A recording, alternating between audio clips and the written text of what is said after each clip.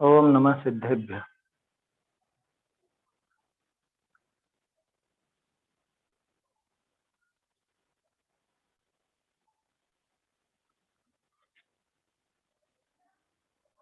मंगलमय मंगल करण वीतराग विज्ञान, नमो ताहि जाते भये अरहंतादि महान। करि मंगल करि हो महाग्रंथ करण को काज, जाते मिले समाज सब पावे निज पद राज। सत्ता स्वरूप ग्रंथ है, कविवर भागचंद जी विरचित, और इसमें अपनी चर्चा चल रही है कि अरहंत भगवान के दर्शन पूजन आदि करने वाला जो भक्त है, सेवक, उसमें वो सेवकपना वास्तव में है भी या नहीं। माने हम खुद को जिनेंद्र भगवान का भक्त कहते हैं, जिनेंद्र देव का सेवक खुद को बताते हैं, तो जिनेंद्र देव का स्वरूप सही सही हमको ख्याल में है या नहीं।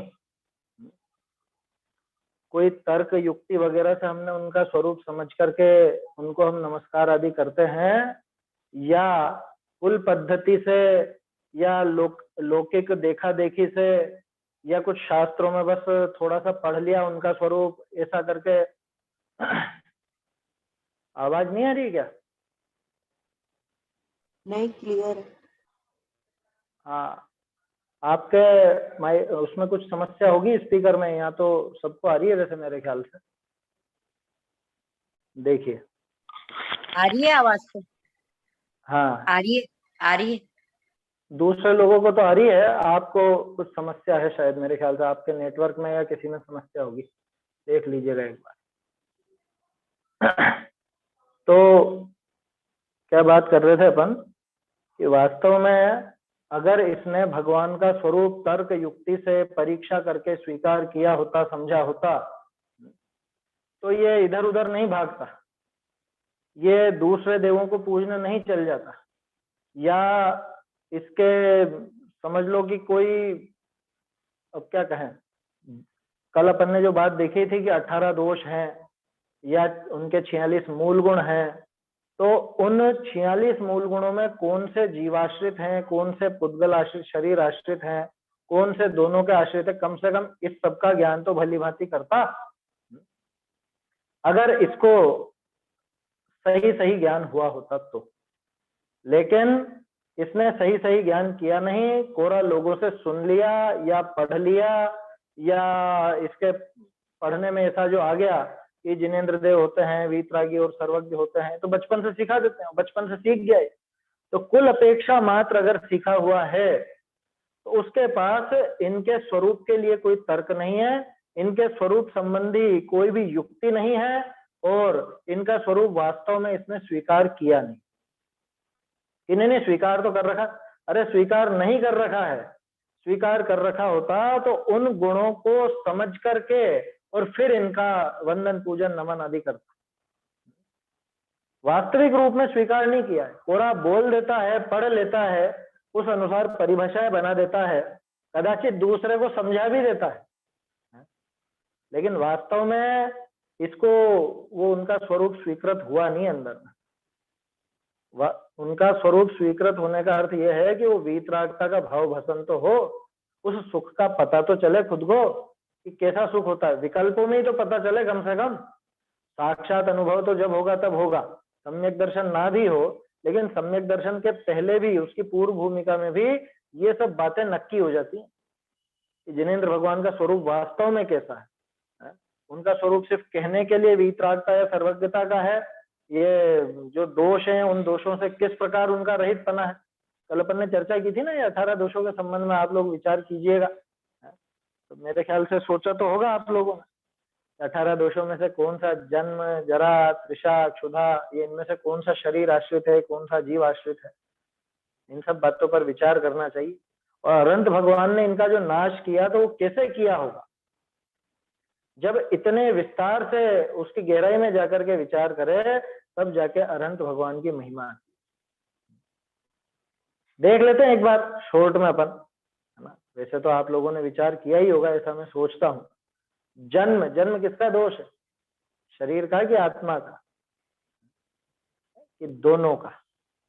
भाई मनुष्य पर्याय दोनों की मिली हुई दशा है ना, दोनों की असमान जाति द्रव्य पर्याय कहलाती। तो वो जो जन्म माने वो शरीर मिलना, किसको मिलना है? कि जीव को मिलना। तो दोनों की एक मिली हुई सी दशा है। ऐसे ही मरण भी दोनों के वियोग की दशा है। तो जन्म मरण तो खैर आगे आएगा। जन्म, जरा, बुढ़ापा, बुढ़ापा किसकी दशा? कि बुढ़ापा तो 100% शरीर की, क्योंकि आत्मा कभी बूढ़ा नहीं होता, आत्मा कभी जवान नहीं होता, है ना। कहने को तो आप ये भी कह सकते हो कि जन्म मरण भी तो शरीर की ही है। हाँ, दिखती तो पूरी शरीर की है, लेकिन उसमें जीव का एक समझ लो दोनों की मिली जुली दशा उसको अपन कह सकते हैं, क्योंकि जीव जब उस शरीर को धारण करता है तो जन्म कहलाता है। तृषा, प्यास, ये प्यास तो शरीर को ही लगती है ना? और आत्मा उसमें आकुल व्याकुल होता है। गला सूखना किसका होगा? जिसका गला होगा उसी का तो गला सूखेगा। तो गला शरीर का है तो शरीर का ही सूखेगा, आत्मा का तो कोई गला नहीं है, इसलिए आत्मा का गला सूखता भी नहीं। लेकिन इस शरीर के गले में इसका ममत्व पड़ा हुआ है, फल स्वरूप इसको ये लगता है कि मुझे प्यास।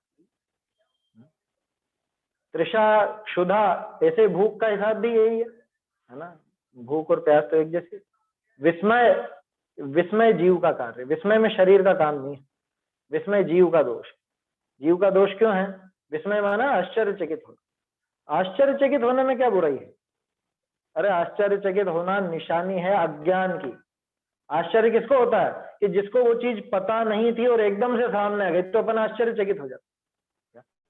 हमें उस बात का मालूम नहीं था और एकदम से अचानक से वो काम हो जाए या वो व्यक्ति मिल जाए या कुछ ऐसी चीज हो जाए तो हम आश्चर्यचकित हो जाते। तो विस्मय जो है वो जीव का ही दोष है, और दोष है वो कोई गुण नहीं है या कोई ऐसा नहीं है, दोष है वो, अज्ञानता की निशानी है विस्मय। आर्त, आर्त परिणाम, आर्त परिणाम वो जीव के ही है, खुद ही करता रहे मन से ही।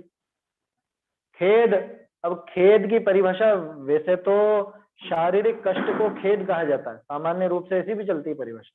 और खेद वो जो एक कुछ पछतावे जैसी बात होती है उसको भी खेद कहा जाता है, कि हमें बहुत खेद है, आपको जो असुविधा हुई उसके लिए हमको खेद है, ऐसा लिखा रहता है ना जगह जगह, असुविधा के लिए खेद है।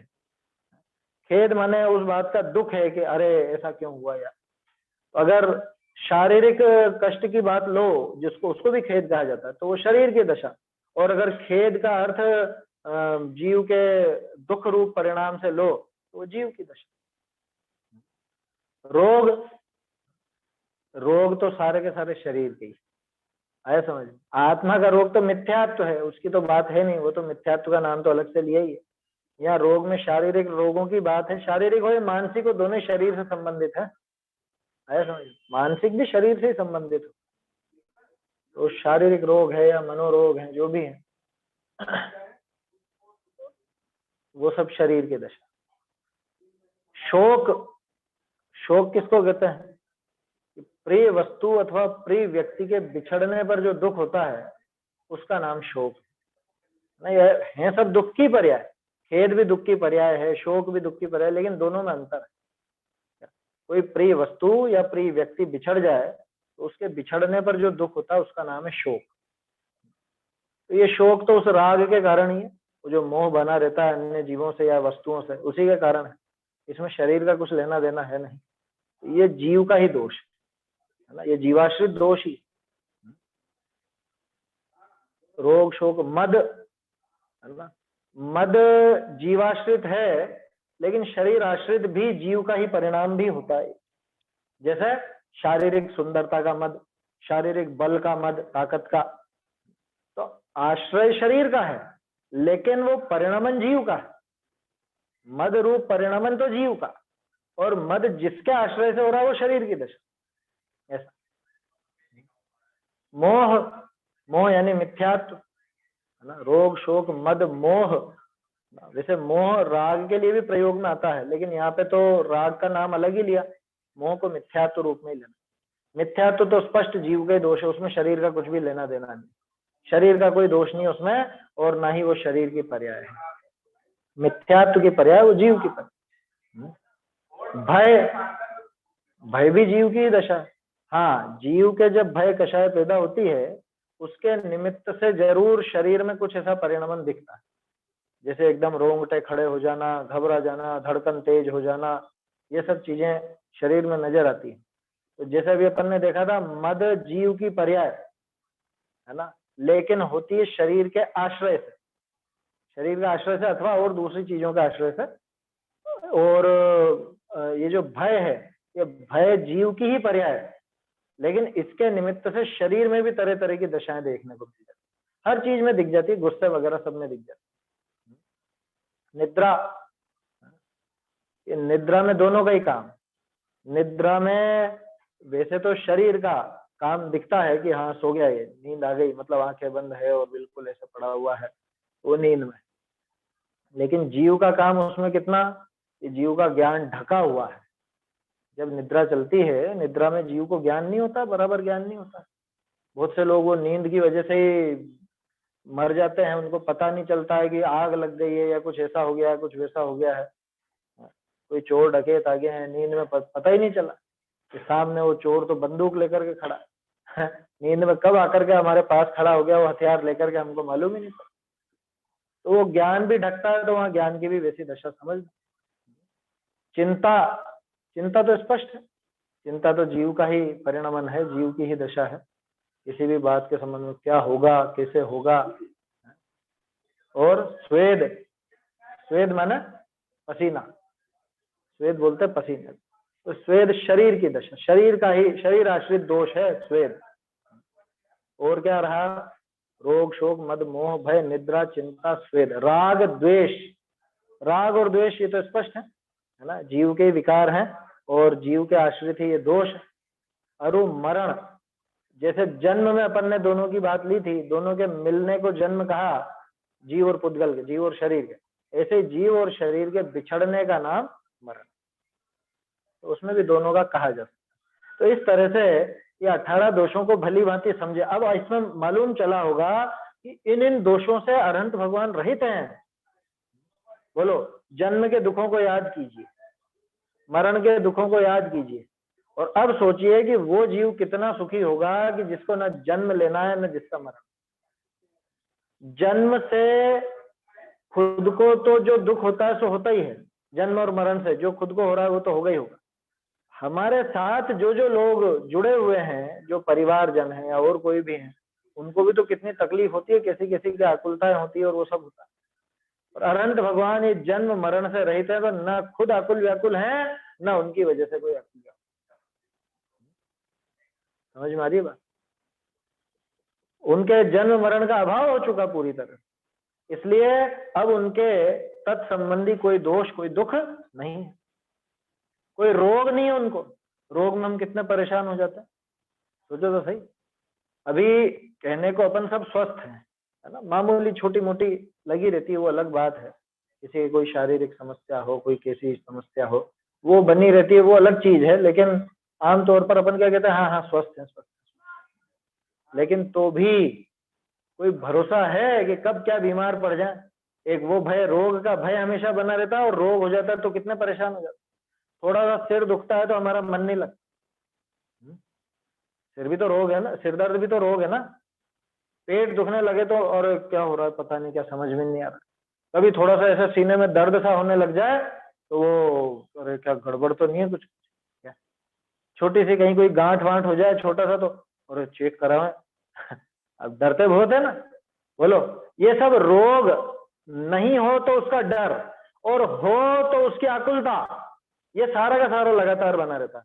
अरहंत भगवान इन सब चीजों से दूर, रोगों संबंधी कोई दुख उनको नहीं आया समझ। जरा बुढ़ापा, वो बुढ़ापा संबंधी, उनके बुढ़ापे में कितनी परेशानियां होती, अरे घुटने दर्द कर रहे हैं, या सिर दुख रहा है, आंखों से दिखाई नहीं दे रहा है, आंखें जलन करती हैं, पेट गड़बड़ रहता है, कुछ खा नहीं सकते, कुछ पी नहीं सकते, डॉक्टरों ने मना कर दी। ये जरा के कितने वो कितनी परेशानियां हैं। अच्छा, भोग की बात तो छोड़ो कि खाने पीने की मना हो गई इसलिए मना कर, मतलब इसलिए बुरी लग रही, बुरा लग रहा बुढ़ापा, कि नहीं, किसी को अगर खाने पीने का शौक ना भी हो तो भी बुढ़ापे में तो परेशान ही रहते हैं, सुखी कहाँ रहता है। तरह तरह की प्रतिकूलताएं बुढ़ापे में नजर आती है। ऐसे भी कहा जाता है ना, बच्चे बूढ़े एक समान। क्या बचपन में जैसे न तो ज्ञान काम करता है, न शरीर के अवयव बराबर काम करते हैं, ऐसे बुढ़ापे में भी काम नहीं करते हैं। और अरहंत भगवान ऐसे उस जरा से भी दूर है, बुढ़ापे से भी दूर है। तृषा क्षुधा भूख प्यास, भूख प्यास कितनी सताती है अपने को, गर्मी में तो बहुत। और हमसे तो देखो रात का पानी नहीं छूटता। क्यों नहीं छूटता? प्यास बहुत लगती, प्यास बहुत लगती, क्या करें बोलो, परेशान होते हैं ना। अच्छा चलो पानी पी के तृप्त भी हो जाते हो तो भी एक वो रहता है ना कि अरे देखो रात में पानी पी रहे हैं अपन, अच्छा नहीं कर रहे हैं, ऐसा वैसा, वो विकल्प भी तो बना रहता है। वो पानी पीना ही क्यों पड़ा अगर प्यास ना हो तो? मतलब ये प्यास का खात्मा ही हो जाए तो कितना अच्छा रहे, कोई झंझट ही नहीं। अभी अपन कहीं भी जाते हैं, कहीं भी यात्रा भी करना हो कुछ भी, सबसे पहले सोचते हैं कि भोजन पानी की व्यवस्था क्या रहेगी, क्योंकि भूख और प्यास इतनी बड़ी बीमारी है और हर जीव के साथ है कि सबसे पहले यही विचार चलता है। और अपन लोग तो सोचते ही है ना कि वहां जाएंगे भोजन कहाँ पे करेंगे, हाँ कहाँ खाएंगे खाना, अपने लायक मिलेगा कि नहीं मिलेगा, वहां पता नहीं क्या क्या डालते होंगे, कैसे बनाते होंगे, अपने तो नहीं चलेगा, परेशान हो जाएंगे। एक काम करो, यहीं से नाश्ता वाश्ता रख के ले चलो अच्छे से। बोलो ये सब किस वजह से, इतनी परेशानी किस वजह से? उस भूख और प्यास की वजह से। ये भूख प्यास ऐसी चीज है जिसकी वजह से प्रत्येक जीव पूरी जिंदगी भागा दौड़ी करता रहे, भागा दौड़ी करता रहे। गरीब हो अमीर हो कोई भी हो, उसको हमेशा कि अरे अमीर है तो उसको विशेष और भोगना है, और भोगना है, उसकी आकुलता। और गरीब है तो उसको क्यों, अरे कैसे क्या खाएंगे पिएंगे, उसकी आकुलता। जिसको मिल गया उसको और खाने की, जिसको नहीं मिला उसको उतना खाने की, भूख मिटाने की अथवा भोगने की, कुछ भी। या तो जीवन की तृप्ति करनी है, पेट की तृप्ति करनी है, थे तो खाने से संबंधित दो। तो उसके पीछे पूरे जीवन इसके आकुलता चलती। अब सोचो अगर ये भूख और प्यास नहीं होती तो लोग कितना फ्री होते। आप कल्पना करो, ये जो उपवास में आहार छोड़ा जाता है उसके पीछे युक्ति क्या है, क्यों छोड़ते हैं भोजन? अतिरिक्त समय मिल जाएगा, भोजन हमारा बहुत समय खा जाता है। आप सोचो ना, घर की जो महिलाएं हैं वो महिलाओं का आधे से ज्यादा दिन तो चूल्हे चौके में पूरा होता है ना। खाना पीना अगर नहीं होता, एक सोचो आप, खाना पीना नहीं होता तो कितना फ्री रहते, बिल्कुल टाइम ही टाइम, टाइम ही टाइम रहता। और रोज का नहीं बल्कि साल में भी कई बार, अभी जैसे गेहूं आएंगे तो गेहूं को पोंछना, सुखाना, उनको भरना, व्यवस्थित करना, व्यवस्थित रखना, और जो भी अनाज है वो सबकी भी व्यवस्था करना, ये सब चीजों से कितना बच जाता है। मर्यादा का कितना ध्यान रखना पड़ता है कि अरे अब तो देखो 5 दिन की मर्यादा रह गई है, सर्दी में तो 7 दिन की थी है, अब 5 ही दिन की रहेगी, और बारिश में तो 3 ही दिन की रह जाएगी, तो अब वो फिर आटे मसाले वो करते रहना। ये सब किस वजह से, ये सारी झंझट किस लिए है? ये सारी झंझट इसलिए क्योंकि हमें भूख और प्यास नाम का रोग है। उपवास में जो आहार छोड़ा जाता है वो इसीलिए छोड़ा जाता है कि उन सब आकुलताओं से मुक्ति मिल सके, वो सारा समय जो वहां व्यर्थ जाता है वो हमें बच सके, तो हम स्वाध्याय आदि कर सके, अपना चिंतन मनन ध्यान कर सके। यही कारण है ना। अब सोचो कोई जीव ऐसा कि जिसके भूख नहीं प्यास नहीं, वो कितना मुक्त है इन सब चीजों से, है? वो कितना मुक्त हो गया, बिल्कुल उसको टेंशन ही नहीं, उसको ना पानी पीने कहीं जाना है, न उसको कहीं भोजन करने जाना है, न भोजन बनाना है, न पानी इकट्ठा करके रखना। रोज सुबह सुबह आपको मोटर चला के पानी नहीं भरना, क्या पानी छानना नहीं है, पानी छानने की टेंशन खत्म, पानी को संभाल कर रखने की टेंशन खत्म, पानी पीने की टेंशन खत्म, भोजन की सामग्री इकट्ठी करने की टेंशन, स्टोर रूम की क्या जरूरत रही बताओ? फिर स्टोर रूम ही नहीं चाहिए फिर तो मकान। मतलब उसको विस्तार से सोचो। भूख और प्यास ये जो रोग हैं जिस वजह से ये परेशानी हमें होती है, और ये परेशानी नहीं रहे तो वो जीव कितना सुखी हो। अरहंत भगवान के भूख और प्यास नहीं है, इसलिए उनको न कुछ आहार चाहिए, न पानी चाहिए, न स्टोर रूम चाहिए, न उनका समय बिगड़ता है आहार पानी आदि के लिए। कल वो एक बात आई थी ना, कोई ऐसा तर्क करे, पूछ ले वे 18 दोष के संबंध में श्वेतांबर आदि पूछ ले, वो इसीलिए लिखा था क्योंकि वो तो कहते हैं आहार वाहार सब होता, उनके में तो आहार भी बताता। है ना। महावीर स्वामी के आहार बता दिया, कवलाहार बता दिया, तीर्थंकरों के सोचो। तो जिसके आहार बताया गया, तो आप ये सोचो कि आहार बताया माने आहार के पीछे की सारी चीजें, सारी आकुलता वो सब बता दी, तो वो जीव अनंत सुखी कैसे हो सकता है? आहार जो लेता हो वो अनंत सुखी कैसे होगा? ये अनंत सुख में बाधक है, ये आहार और पानी माने एक क्षुधा और तृषा, भूख और प्यास, ये अनंत सुख में बाधक है। क्योंकि इधर तो अनंत सुख का भोग कर रहे हैं और एकदम से भूख लगाई, अब क्या होगा? वो अनंत सुख तो गया एक तरफ, अब तो भूख लगी, पेट भरो, है, प्यास लगाई, गर्मी बहुत है, इधर तो अभी आत्मा में लीन थे, अनंत सुख का पान कर रहे थे, और अब पानी का पान करने चलो। और फिर पानी भी कैसा हो, ठंडा हो कि गर्म हो, वो सारी चीजें नहीं आ जाएंगी उसके पीछे, है? आहार कैसा हो, रस सरस हो कि नीरस हो, कैसा हो, कितनी आकुलता, कितनी परेशानी। तो ये तृषा और क्षुधा के साथ ये दुख जुड़ा हुआ है, और जो जीव इस तृषा और क्षुधा से बच गया वो जीव वास्तव में सुखी हो गया, अनंत सुखी हो गया। ऐसे सोचो भगवान कितने सुखी हैं। अपने इन कारणों से जो दुख होता है उनको देखो, परखो, तो पता चलेगा अनंत अनंत भगवान कितने सुखी। विस्मय, उनको आश्चर्य नहीं होता। हम तो सरप्राइज देते हैं ना एक दूसरे को, क्या कि बिना बताए चुपचाप चलेंगे, चुपचाप एकदम से दरवाजा खोलते वो भुचक के रह जाएंगे, अरे ये कहाँ से आ गया? होता है ना कई बार, घर की बहन बेटियां ऐसे सरप्राइज दे आके अचानक, तो माँ बाप को कैसा लगता है, अरे ये कहाँ से? उनको ऐसा आश्चर्य नहीं है। सोचो, सरप्राइज के चक्कर में कई बार अटैक आ जाते हैं लोगों, क्या अरे लॉटरी लगी, लॉटरी लगी, एकदम से धक कर गया, खुशी के मारे निपट गया, आया समझ में? तो विस्मय जो है, विस्मय के कारण भी बहुत दिक्कतें होती हैं। विस्मय इसीलिए होता है क्योंकि हमें उस वस्तु का भली भांति ज्ञान नहीं होता, और अनंत भगवान पूरी तरह पूर्ण ज्ञानी है। देखो, भूख प्यास का अभाव अनंत सुख को प्रदर्शित करता है ना, और ये जो है विस्मय है, ये उनके अनंत ज्ञान को प्रदर्शित करता है, अनंत ज्ञान का सूचक है। पूरा ज्ञान है इसलिए विस्मय नहीं। ऐसे ही आगे देखें अपन, आर्त परिणाम वो उनके होते ही नहीं, टेंशन ही नहीं, वो भी अनंत सुख को सूचित करता है। इसी तरह की कोई चिंता नहीं कि कल क्या होगा, है, कमाई होगी कि नहीं होगी, है, आगे अच्छा चलेगा कि नहीं, इसी तरह से चलता रहेगा कि नहीं, है?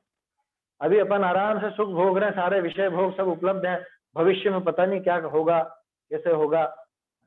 ये बच्चों को पाल पोस के बड़ा तो किया, इसको बाहर तो भेज रहे हैं, लेकिन ये फिर वापस लौटेगा कि नहीं लौटेगा, ये विदेश में जाके बस जाएगा और फिर भूल जाएगा, ऐसी कोई टेंशन है उनको। देखो, आर्त परिणाम में दोनों बातें शामिल है। आर्त परिणाम होने के पीछे, वो चिंता होने के पीछे, एक तो अज्ञान भी काम करता है, दूसरा खुद की आकुलता तो काम कर ही रही। आर्त परिणाम के कारण आकुलता, अथवा आर्त परिणाम खुद ही आकुलता, और आर्त परिणाम मूल रूप में इसलिए क्योंकि भविष्य का पता नहीं है, अथवा वर्तमान में भी कुछ ऐसा घटित हो रहा हो जो सुहाता नहीं हो, तो आर्त परिणाम नहीं होना ये राग द्वेष के अभाव को सूचित करता है, वीतरागता को सूचित करता है, साथ ही अनंत सुख को भी सूचित करता है। वीतरागता और अनंत सुख दोनों आ गए वहां। खेद शारीरिक लो तो भी कोई समस्या नहीं, और मानसिक लो तो भी कोई दिक्कत नहीं, उनके तो अनंत सुख है, उनको खेद ही नहीं, किसी तरह का कष्ट नहीं, कि वो बाघिन वगैरह खा गई थी जो और फाड़ दिया था पूरे शरीर को, फिर उनको कुछ भी फर्क नहीं पड़ता, उनको उसका दुख ही नहीं, अनंत सुख हो गया। और वैसे भी केवल ज्ञान जब हो जाता है उसके बाद तो कुछ भी ऐसा नहीं रहता, सब शरीर व्यवस्थित हो जाता, भले थोड़ी देर के लिए ही हो, उसके बाद तो वो मोक्ष चले जाते हैं, अंतःकृत केवली ही क्यों ना हो।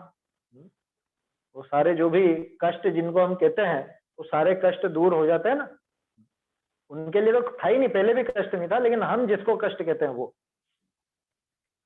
और रोग किसी प्रकार का रोग नहीं, उनको बीमे की जरूरत पड़ेगी क्या, वो हेल्थ इंश्योरेंस की, है? हम तो रोगों से भयभीत इतने ज्यादा रहते हैं कि वर्तमान में रोग हो चाहे नहीं हो, भविष्य में हो जाए तो क्या करेंगे, बीमा करा लो, बीमा करा लो। अच्छा देखो, बीमा रोग से बचने का उपाय थोड़ी ना, वो तो इसलिए कि बीमे से अपन वो पैसा उठा लेंगे, क्या जो पैसा खर्च हो रहा है ना वो पैसा अपन उठा लेंगे, और मान लो बीमार नहीं पड़े तो कई बार फिर ऐसा भी होता है, हेल्थ इंश्योरेंस तो लाखों का कराते हैं और फिर अरे बीमार ही नहीं पड़ रहा, कोई बीमार ही नहीं पड़ता, हमारे तो हेल्थ इंश्योरेंस के पैसे ही व्यर्थ जाते हैं। कोई बीमार पड़े तो वसूल भी हो, फिर वो बीमार पड़ने की सोचता है, कैसी विपरीतता है? तो ये जो रोग है, रोगों के कारण भविष्य में रोग हो जाए उसकी टेंशन, वर्तमान में जो रोग है उसकी टेंशन, और रोगों के कारण कितनी कितनी दवाइयां साथ में रखे रखते हैं। फ्रिज खोल करके देखो उसमें दवाइयां भरी पड़ी रहेंगी लोगों। तो इसकी कोई चिंता है उनको? उनको कोई रोग नहीं होता, कोई रोग नहीं।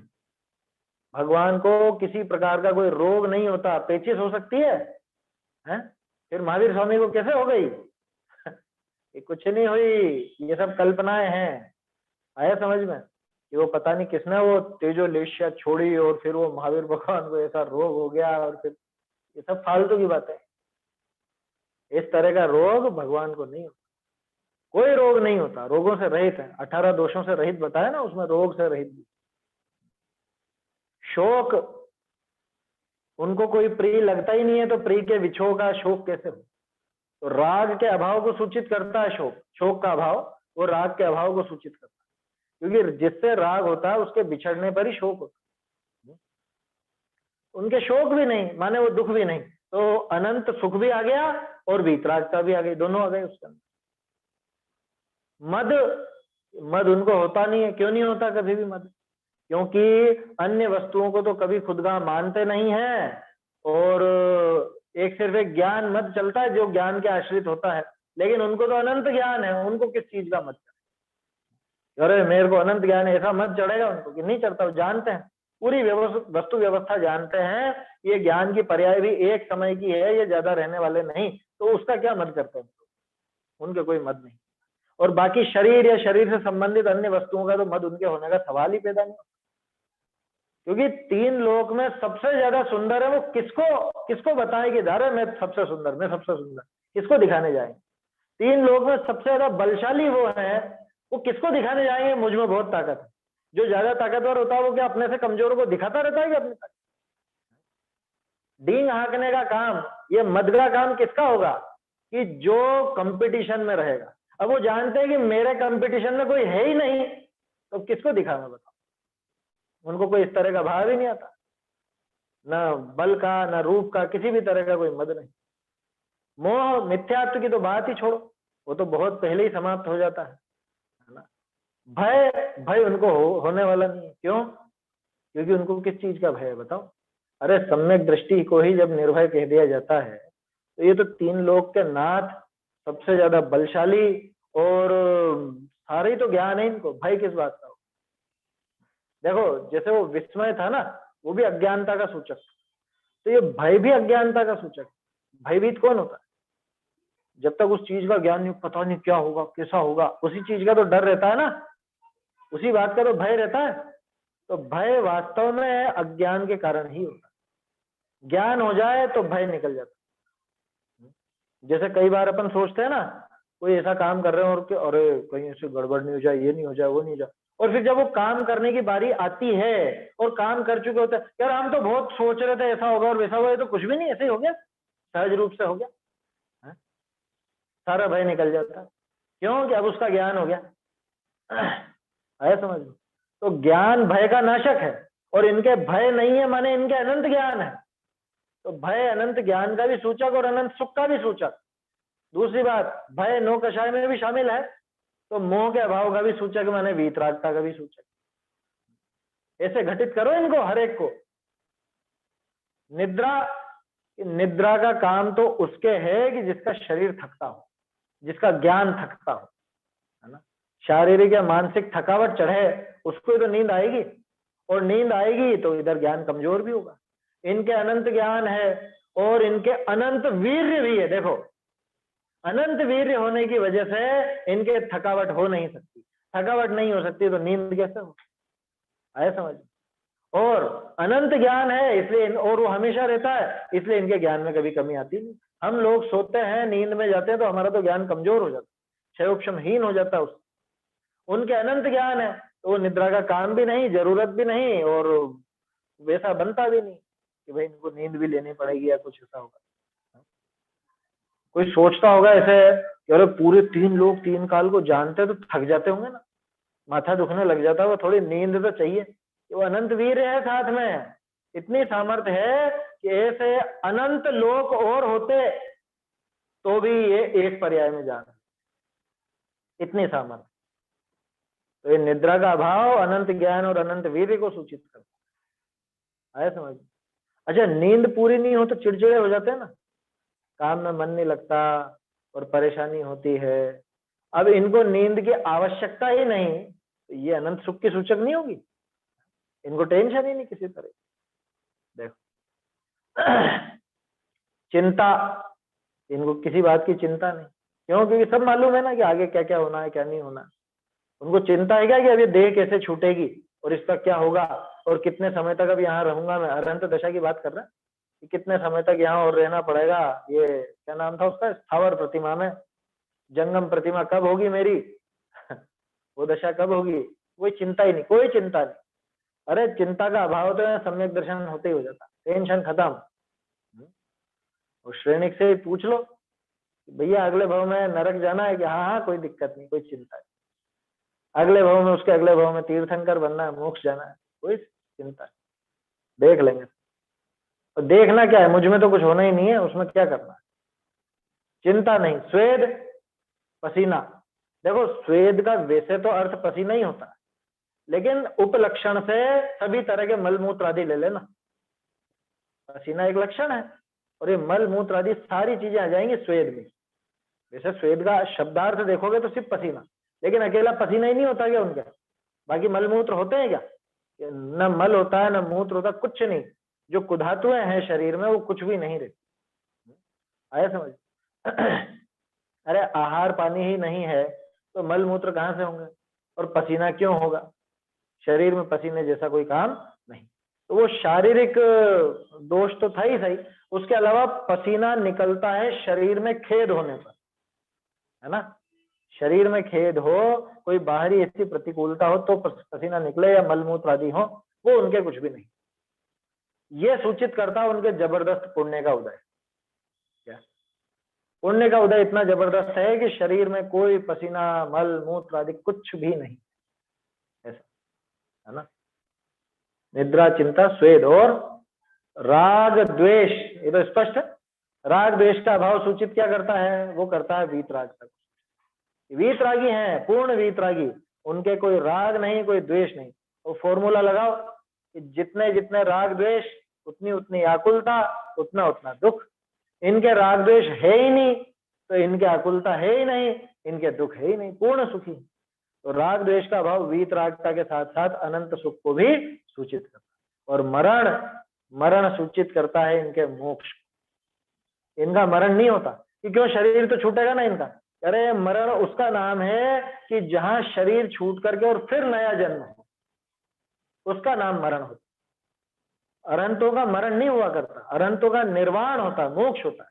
क्यों कि शरीर छूटा तो है लेकिन अब वापस मिलने का नहीं है, वापस नहीं मिलेगा अब ये, इस वजह से इसको मरण नहीं कहते।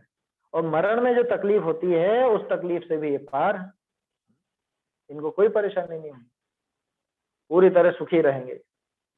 मरण में दुख होता है, उस जीव को भी दुख होता है और दूसरों को भी दुख होता है। यहाँ इनके मरण नहीं तो न इनको दुख न दूसरों को दुख, किसी को कोई परेशानी।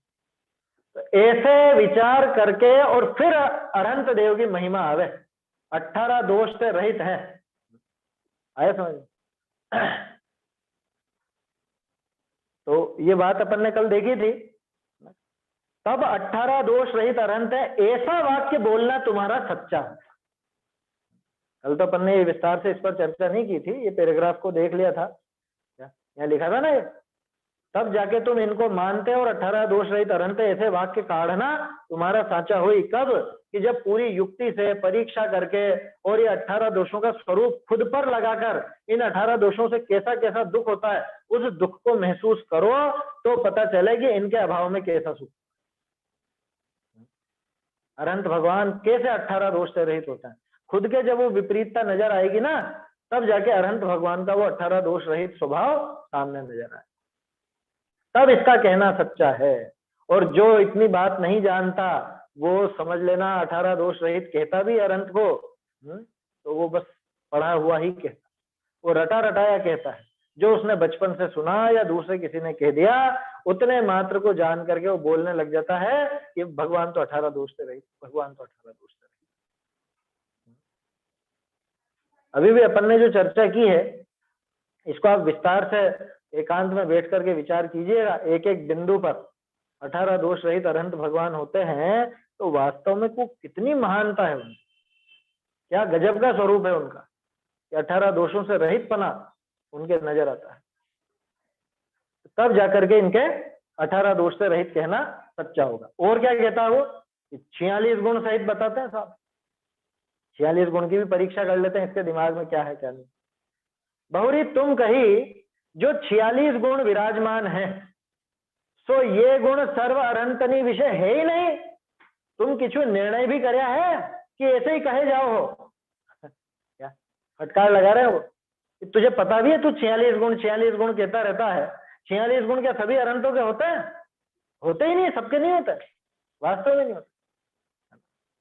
अब आप में से कोई अगर जो सुन रहे हैं, किसी के दिमाग में ऐसा हो कि अरहंत तो सब 46 गुणों सहित ही होते हैं, तो सुधार कर लीजिएगा। नहीं होते, जो तीर्थंकर होते हैं वो होते हैं 46 गुण सहित। अरे वो भी पूरे नहीं होते, अभी सुनिए आप। यहाँ अच्छा? यही कह रहे हैं। हाँ, अभी आ रही है, आगे बात आ रही है। अच्छा अच्छा, 46 गुण क्या है, ये यही तो कहा उन्होंने कि तुम कछु निर्णय भी करया है कि ऐसे ही कहे जाओ हो, कि 46 गुणों सहित अरंत के 46 मूल गुण, 46 मूल गुण कैसे बोलते हो? कुछ परीक्षा करी हुई है, होते हैं कि नहीं होते हैं? कौन कौन से होता है अभी तो पूछा जाए तो मालूम ही नहीं। देखो, 46 गुण तो ए ही है। कौन से? जन्म का अतिशय 10, केवल ज्ञान का 10, देवकृत 14, अष्ट प्रतिहार्य, अनंत चतुष्टय। ठीक है, ये तो सबको मालूम है ना, इतने डिटेल तो सभी जानते हैं। 10 जन्म के, 10 केवल ज्ञान के, 14 देवकृत, 8 प्रतिहार्य और 4 अनंत चतुष्टय। तो अरहंत देव तो 7 प्रकार के हैं। पहले भी शायद अपनी चर्चाएं कई बार हुई है इस संबंध में, 7 प्रकार के केवली होते हैं। अभी शायद अष्टानिका के संग पेड़ावा था, मैं तब भी चर्चा हुई थी, मुझे ऐसा ध्यान आ रहा है। क्या 7 प्रकार के अरहंत होते हैं? पंच कल्याणक संयुक्त तीर्थंकर, 3 कल्याण संयुक्त तीर्थंकर, 2 कल्याण संयुक्त तीर्थंकर, सातिशय केवली, सामान्य केवली, उपसर्ग केवली, अंतःकृत केवली। हो गए ना? इनको याद करने का तरीका भी मैंने वहां बताया था, आपको ध्यान होगा, ऐसे याद करो। 3 तरह के तो तीर्थंकर हो गए, है ना। 2 हो गए, 2 जोड़े बना लो। 2 जोड़े कैसे? एक सामान्य और एक विशेष। सामान्य को मुख केवली भी कहते हैं, और विशेष की जिनके समोसरण को छोड़ के बाकी विभूति होती है ना, उनको सातिशय, जिनकी दिव्य ध्वनि खिरती है वो सातिशय केवली। तीर्थंकर नहीं, तीर्थंकरों के अलावा, तीर्थंकरों के अलावा जिनकी सभा लगती है, दिव्य ध्वनि खिरती है, वो सातिशय केवली। और जो सामान्य अरहंत होते हैं, है ना, मतलब सामान्य केवली हैं, जो जिनका कोई उपदेश नहीं होता, दिव्य ध्वनि नहीं खिरती, वो सामान्य केवली।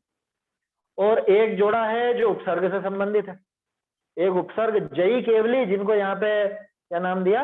उपसर्ग केवली कहा, ठीक है। और दूसरे अंतःकृत केवली, ये उपसर्ग के चलते जिनकी आयु पूरी होनी और मोक्ष होना हो अंतर मुहूर्त के अंदर, अंतःकृत केवली। और उपसर्ग पूरा हो जाए और उपसर्ग के बाद भी वो जीवित रहे, आयु रहे शेष, उनका नाम उपसर्ग केवली। ऐसे है। और 3 तीर्थंकर कैसे हैं, वो डिटेल तो सारी आ रही है, ये मैंने तो यूं ही बोल दिया अभी, अभी अपन पढ़ेंगे उसमें सब क्लियर हो जाएगा। सरल है प्रकरण, कोई ऐसा कठिन नहीं है। देखिए कहा, इन सर्व ही विषय 46 गुण कैसे संभव है? ये जो 7 प्रकार के केवली दिखाए हैं, इनमें सब में 46 मूल गुण नहीं होते। कैसे? वो देखो, ये तो एक पंच कल्याणक संयुक्त तीर्थंकर हैं, 3 विषय ही पाइये है क्या, जिनके पूरे 5 कल्याणक होते हैं, ऐसे तीर्थंकर के ही 46 मूल गुण होते हैं। देखो, जाते हैं क्यों? कि जिन 7 जाति के अरंतनी का स्वरूप तो यह है, जो पूर्व भव में तीर्थंकर प्रकृति बांधी, पीछे तीर्थंकर होए, तिनके तो गर्भ जन्म तप ज्ञान निर्वाण 5 ही कल्याणक हो है, तिनके तो 46 गुण संभव है। ठीक है ना भाई। 5 कल्याणक वाले तीर्थंकर माने ये पिछले भव में 2 भव पहले जिन्होंने तीर्थंकर प्रकृति बांधी थी, अब जब वो गर्भ में आएंगे तो गर्भ कल्याणक भी मनाया जाएगा, जन्म होगा तो जन्म कल्याणक भी मनाया जाएगा, दीक्षा लेंगे तो तब भी होगा, ज्ञान होगा केवल ज्ञान तो ज्ञान कल्याणक भी होगा, और मोक्ष जाने पर निर्वाण कल्याणक।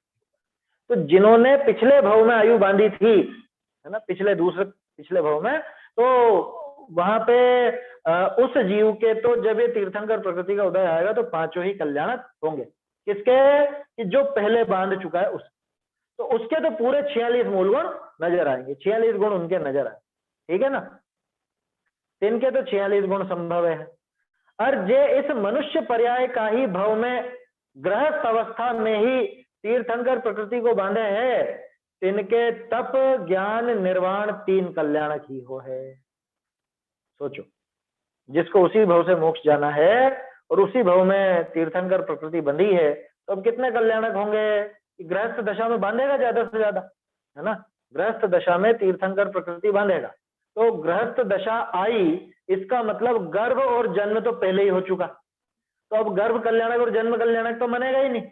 अब तो क्या मनेगा? दीक्षा ले लेगा तो दीक्षा कल्याणक, और फिर केवल ज्ञान और मोक्ष, ये तो हो गई, क्योंकि मोक्ष जा रहा है इसी भव में, तो दो काम तो होने ही होने हैं। अब देखो आगे, ये तीन कल्याणक वाले, ये बताए, ध्यान रखना, जो 3 कल्याणक वाले हैं उनके ये ही 3 कल्याणक होंगे, गर्भ और जन्म दोनों में से एक भी नहीं होगा, तप ज्ञान और मोक्ष ही होगा, ये ध्यान रखना। मैंने ऐसे पढ़ा कहीं कि ना उपसर्ग के पार्श्वनाथ भगवान को भी उपसर्ग केवली कहा ना, तो ज्यादा लोग ऐसा क्यों मानते, मान्यता क्यों चली? क्योंकि उपसर्ग केवली थे, तो ज्यादा लोगों को जैसे मतलब कष्ट में क्या होता है इसीलिए ज्यादा मानते, ऐसा सुना है। पर नहीं, उसमें उपसर्ग केवली में गिनते तो हैं उनको, पार्श्वनाथ जी को, उसमें कोई दिक्कत नहीं है, तो उनको ज्यादा क्यों मानते हैं आप तो ये कहना चाह रहे हो? ज्यादा तो इसलिए भी मानते हैं कि उनकी प्रतिमा कुछ अलग भी नजर आती है, उनकी प्रतिमा में फण लगा देता है क्या, और उपसर्ग भी दिखता है, तो और तप तप तप नजर आता है ना, मुनि राज का तप नजर आता है। एक चीज ध्यान रखना, वो जो फण वाली प्रतिमा है वो कायदे से अरहंत प्रतिमा नहीं है, ये पहले भी अपन ने चर्चा की, वो मुनि दशा की प्रतिमा है, हालांकि पूज्य है, पूज्य पने में समस्या नहीं, क्योंकि मुनिराज भी पूज्य होते, तो वो अरहंत दशा। हाँ, यही मैं कह रही हूँ, फण कोई पहचान नहीं है प्रतिमा जी का। नहीं है, पहचान नहीं है। हाँ, हमारे फण प्रतिमा चैत्यालय का में पहचान है ना बिना फण के, हमारे चैत्यालय है ना बहुत घर जगह में, है, तो बिना फण के बहुत जगह है। हाँ, बहुत से स्थान है जहाँ पे बिना फण की प्रतिमाएं विराजित की जाती हैं, और वो वास्तविक प्रतिमा वही है, और अभी की नहीं, सैकड़ों वर्ष पुरानी भी आपको बिना फण की पार्श्वनाथ जी की प्रतिमा मिल जाएगी, उसमें कोई यहाँ आश्चर्य बहुत की बात 13पंथी 20पंथी बहुत मंदिर आते हैं, सबका मेरे पास क्वेश्चन रहता है, तो फिर मैं उनको ऐसे बताती हूँ। हाँ, देखिए क्या कहा, तो जे इस मनुष्य पर्याय का ही भव में गृहस्थ अवस्था में ही तीर्थंकर प्रकृति को बंधे है, तिनको तप ज्ञान निर्वाण 3 कल्याण की हो है। अब सोचो कौन से घटेंगे इनके? तिनके जन्म का 10 अतिशय न हो है। उनके कितने मूल गुण रहेंगे फिर? जब 36 ही रहेंगे, उनके 46 नहीं रहेंगे। अब समझ में आ रहा है, तीर्थंकर के भी सबके 46 नहीं होते, तो ऐसे तीर्थंकर कहाँ पे होते हैं? लेकिन 2 और 3 कल्याणक वाले, ऐसे तीर्थंकर सिर्फ विदेश क्षेत्र में, भरत और ऐरावत क्षेत्र में तो पूरे 5 कल्याणक वाले ही तीर्थंकर होते हैं, आया समझ में?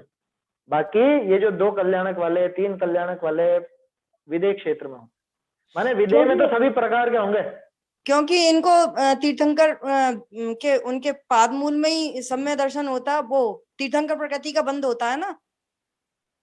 नहीं तो उससे क्या फर्क पड़ गया? तीर्थंकर प्रकृति का बंध तीर्थंकर के पाद मूल में होता है, उससे क्या फर्क पड़ गया? अच्छा, उससे कोई अंतर नहीं पड़ता, वो तो यहाँ हो कहीं भी हो भाई। भरत क्षेत्र और ऐरावत क्षेत्र में तो 5 कल्याणक वाले ही तीर्थंकर मिलेंगे, और विदेश क्षेत्र में, 1 मिनट क्या बोला मैंने, भरत और ऐरावत में तो 5 कल्याणक वाले ही मिलेंगे, और विदेश क्षेत्र में सभी तरह के मिल जाएंगे आप। हाँ, यही कह रही थी। हाँ, विदेश क्षेत्र में सब प्रकार के मिलेंगे। ये माइक किसका चालू हुआ है? प्रश्न है क्या किसी को? चलिए और क्या कह रहे हैं, तो जिनके 3 कल्याणक हुए उनके सिर्फ 36 मूल गुण बचे, 46 नहीं होंगे। आगे देखिए, और तिनके 36 गुण ही संभव है, और जिनके तीर्थंकर प्रकृति का उदय तो न होई, और गंध कुटी आदि संजुगत होई। 2 कल्याणक वाला छूट गया क्या? हाँ, 2 कल्याणक वाला भी देख लीजिए। और इस मनुष्य पर्याय में मुनि अवस्था में तीर्थंकर प्रकृति बांधे हैं, इनके 2 कल्याणक ज्ञान निर्वाण ही हुए। 2 कल्याणक कैसे बनेंगे कि भाई किसी ने गृहस्थ दशा भी निकल गई जिसकी, माने दीक्षा ले ली, अब जिन्होंने दीक्षा ले ली तो अब तो तब कल्याणक बनाने का भी सवाल नहीं रहा, है ना। अब तो सीधे ज्ञान और मोक्ष ही बचा उनके, तो उनके 2 कल्याणक होते, तो उनके भी 36 गुण ही होते हैं, है ना। 3 कल्याणक वाले और 2 कल्याणक वालों के 36 मूल गुण। अब जिनके तीर्थंकर प्रकृति का उदय तो न होई, और गंध कुटी आदि संयुगत होई, ते सातिशय केवली कही है। ये बात तो अपन ने कर ही ली, जिनके गंध कुटी आदि की रचना होती है, समोसरण नहीं, गंध कुटी, और उपदेश आदि होता है। जैसे समझ लीजिए जम्बू स्वामी, सुधर्मा स्वामी, इनका समोसरण तो नहीं था, लेकिन इनका उपदेश हुआ। बहुरी जिनके केवल ज्ञान उपजा होए, और गंध कुटी इत्यादि न हो है, ते सामान्य केवली कहिए। भाई उनके न तो गंध कुटी है, न उनका कोई उपदेश हो रहा है, बस वो केवल ज्ञानी हो बस। बहुत नहीं, कुलभूषण देशभूषण जी का तो उपदेश हुआ, राम जी ने तो उपदेश ग्रहण किया उनसे। यहाँ तो अब उनकी बात आ गई सामान्य केवली की, कि उनका कोई उपदेश वगैरह कुछ भी नहीं। पुराणों में इतने आपको केवली मिलते हैं, उनका सबका कोई उपदेश नहीं होता, और बहुत लंबे समय तक भी वो रहते हैं, तो कोई जरूरी नहीं सबका उपदेश हुआ। भरत जी के उपदेश का कोई प्रसंग आता नहीं, बाहुबली स्वामी के उपदेश का कोई प्रसंग आता नहीं, है ना, तो वो सामान्य केवली। देखिए, बहुरी जिनको उपसर्ग में केवल ज्ञान उपजा होए, तिनको उपसर्ग केवली कहिए। ध्यान रखना, उपसर्ग हुआ लेकिन उपसर्ग के कारण मोक्ष नहीं हुआ, शरीर नहीं छूट रहा है, आयु बच रही है, आयु शेष है अभी, तो उनको उपसर्ग केवली कहा। और जे केवल उपजता ही है? नहीं, वो इसमें बाद में है। और जे केवल उपजता ही लघु अंतर मुहूर्त में मोक्ष जाए, तिनको अंतःकृत केवली कहिए। उपसर्ग के चलते, अधिकांश उपसर्ग के कारण ही होता है ऐसा, कि उपसर्ग के कारण जैसा सुकोशल स्वामी, उपसर्ग के कारण अब शरीर भी छूटने वाला है, तो अंतर मुहूर्त में केवल ज्ञान भी हो गया, मोक्ष भी हो गया, सारे काम हो गया। अंतर मुहूर्त में वो पूरा काम कर लिया, इसका शॉर्ट फॉर्म है अंतःकृत केवली। अंतर मुहूर्त में मोक्ष कृत, ऐसा क्या, अंतर मुहूर्त के अंदर ही मोक्ष प्राप्त कर लिया जिसने, वो अंतःकृत केवली। ठीक है ना। सो सातिशय केवली के जन्म का अतिशय तो होए ही नहीं, और अष्ट प्रतिहार्यनी में, और 14 देवकृत अतिशय में, और केवल ज्ञान के 10 अतिशय में, और अनंत चतुष्टय आइए ही। लो, इनके भी अलग अलग हो गए। सातिशय केवली जो हैं, उनके आपके जन्म आदि के कोई वो नहीं मिलेंगे, उनके आपके ज्यादा से ज्यादा मिल जाएंगे केवल ज्ञान वाले अतिशय मिल जाएंगे, 8 प्रतिहार्य मिल जाएंगे, 4 अनंत चतुष्टय मिल जाएंगे, है ना, देवकृत भी मिल जाएंगे। बहुरी सामान्य केवली के व उपसर्ग केवली के व अंतःकृत केवली, इनको भी जन्मादिक का अतिशय संभव है नहीं, जन्म के 10 अतिशय उनके भी नहीं हो। ताते बिना निर्णय कर्या ही 46 गुण तो पंच कल्याण संयुक्त अनंत देव हैं, ऐसा कहना संभव नहीं। इसलिए भली भांति निर्णय करो, कहने में कोई दिक्कत नहीं है, सामान्य रूप से अपन कह देते हैं महत्ता दिखाने के लिए अरहंत भगवान 46 गुणों से युक्त होता है, लेकिन ये बारीकी अपने को पता चलनी चाहिए कि सभी अरहंतों के 46 मूल गुण नहीं होते। इसका मतलब कि इन 46 मूल गुणों में से वास्तविक गुण नहीं है वो अरहंत भगवान, वास्तविक गुण तो वो है जो प्रत्येक अरहंत के मिलेंगे। वो कौन सा है कि अनंत चतुष्टय, अनंत चतुष्टय प्रत्येक अरहंत के मिलते हैं, इसलिए वो असली मूल गुण है।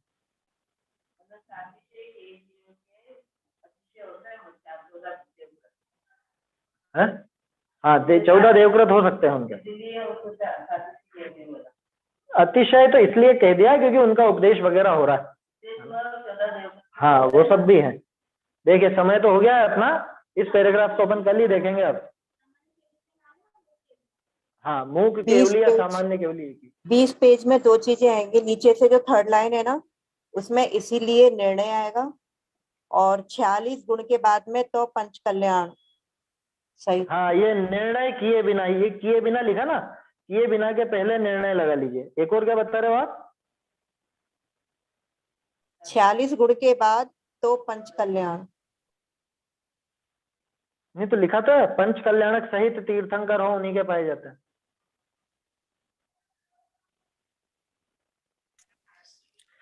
पंडित जी नहीं 7 लिखा से ना,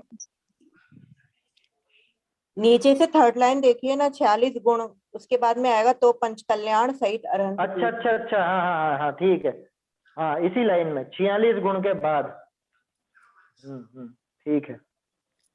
कहाँ देख रहे थे अपन? हाँ, 46 गुण तो पंच कल्याण संयुक्त अरहंत देव हैं।